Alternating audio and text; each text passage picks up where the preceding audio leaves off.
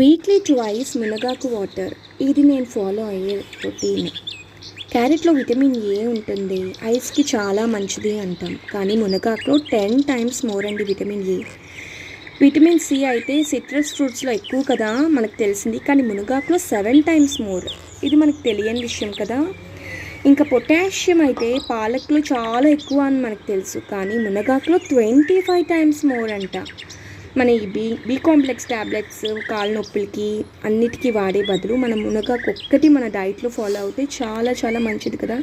And ఇంకా నేను కొత్తగా తెలుసుకుంది ఏంటంటే రింకిల్స్ రావంట, త్వరగా హెయిర్ లాస్ ఉండదంట, పిల్లల్లో మెమరీ పవర్ పెరగడమే కాకుండా ఇమ్యూనిటీ కూడా పెరుగుతుంది చక్కగా, హార్ట్ అటాక్స్ త్వరగా రావు, స్ట్రోక్స్ రావు, మోకాళ్ళ నొప్పులు త్వరగా రావు. అండ్ ఇంకా ఎవరైతే తీసుకోకూడదు అంటే ఎవరికైతే కిడ్నీ ప్రాబ్లమ్స్ ఉంటాయో వాళ్ళు మాత్రం చాలా తక్కువగా తీసుకోవాలి. మునగాకు పొడి చేశానండి, అది ఫాలో అవ్వండి.